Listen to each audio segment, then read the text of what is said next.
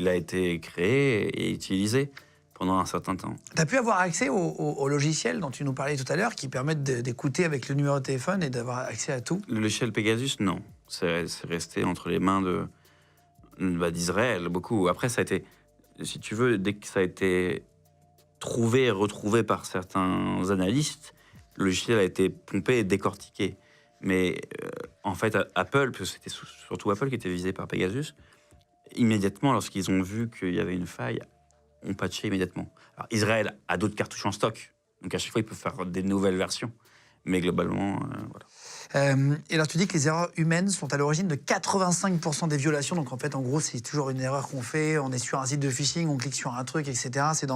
Tu disais ça dans un audit que tu as fait pour un hôpital parisien. Tu récupères des fichiers qui se monnaient 15 000 $, où il y a des numéros de centaines de millions de profils. C'est ce que tu dis, un peu comme le logiciel israélien dont tu parlais juste avant. Et tu tombes sur des gens connus, tu t'amuses à taper les noms, et tu tapes sur Eric Nolot, qu'on a reçu, qui était assis à ta place d'ailleurs, Ah oui, il n'y a pas si longtemps.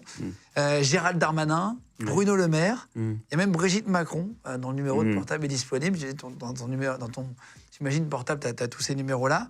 Et tu t'amuses à envoyer un texto à Gabriel Attal. Pourquoi t'as envoyé Pourquoi mais Guillaume, on est un scandale Pegasus. Je fais de la veille pour certains services discrets de l'État français. J'envoie un message pour vérifier la véracité de l'information. Bonjour monsieur le ministre, bonsoir monsieur le ministre, il est 22h. Et je vois lu. Il m'envoie un lu. Non, il t'envoie pas, justement. Il te laisse en vue. Il me laisse en vue, donc message bleu, c'est-à-dire qu'il y a une personne derrière qui l'a lu. Bon. Qui a lu et qui n'a pas souhaité te répondre. Oula. À 6h du matin, 15 appels sur mon téléphone. Ça sonne partout. Il y a des voitures qui m'attendent en bas. Vous allez nous filer toute l'information que vous avez. Ah oui? Ah oui. Okay. Donc voilà, ma démarche a été, comme je le suis, un peu fou, un peu chevaleresque, un peu impulsive. Mais pas méchant. Mais évidemment que non. T'as pas donné le numéro à personne. C'est juste non. Pris, mais si tu passes par les moyens normaux, tu vas aller voir ton commissariat de quartier, tu vas leur dire bon, t'en as pour 3 heures déjà d'attente au grand minimum.